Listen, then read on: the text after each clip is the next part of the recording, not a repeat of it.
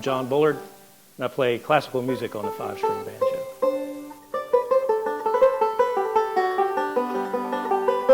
One day I was with my father in his truck just riding down the road, and this thing came on AM radio, and my father screeched on the brakes, pulled over to the side of the road, cranked up the radio, and said to me, "You gotta listen to this." And there on the radio, you heard, and they did the whole dueling banjos things. And as an impressionable kid, I had never heard anything like that. I think we were sophomores in college, and Scott Four came up to me all excited one day. And he says, "Hey, there's a music theory class. I'm taking a music theory class. You got to come with me. Come meet the teacher. You can sign up too. We'll take this music theory class." I said, "Okay." And so Scott leads me on this chase across campus. We find this elderly gentleman who was the teacher. Scott said, "Hey, this is John Bullard. He wants to take your class too. We want to take the music theory class." And he goes, "Yes, okay, well, what instrument do you play?" I said, "I play the banjo." Literally, the guy goes, "No, that simply won't do." And he turned on his heel and walked away. And I was like, no, but wait. And he goes, "Nope, that won't do." He wouldn't let me take the class because I played the banjo, literally. Finally, I went and auditioned at VCU, and on guitar, not on banjo. And the guy who auditioned me was the head of the guitar department, John Patakula.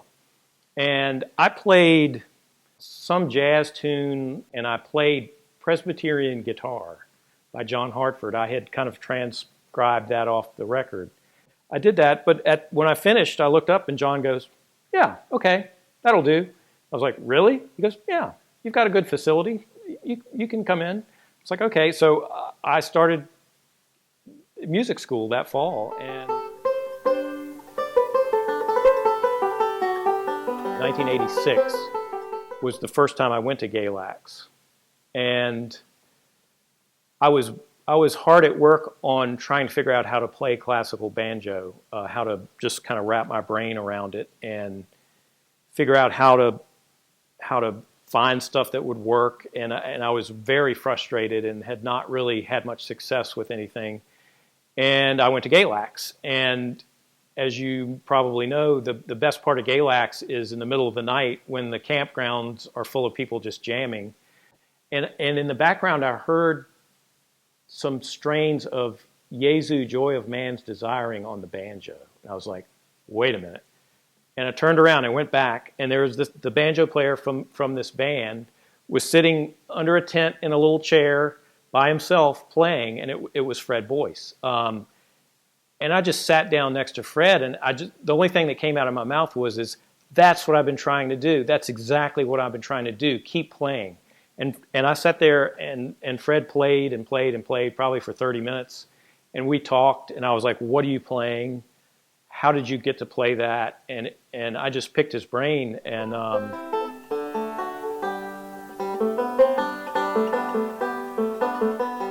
really, I don't have any different setup for the classical.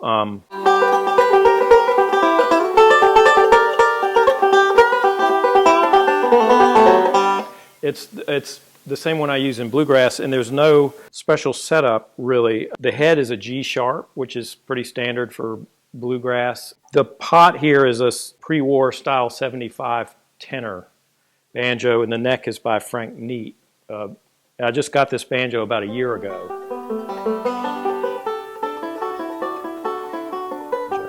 So it's kind of, an exciting album for me because it's a little bit more full-on, whole, complete works kind of thing. And there's also on there a Bach fugue, and I'm in the wrong tuning, but you might recognize the opening theme or motive for the fugue is.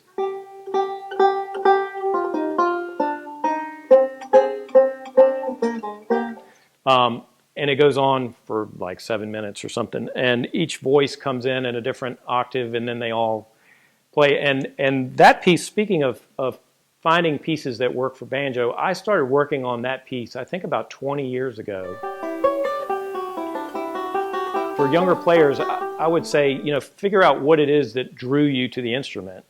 and do that. I mean, it might be old time, it might be clawhammer, it might be classical, it might be jazz, it might be J.D. Crowe, but just go straight for the jugular. Don't mess around. Life's short.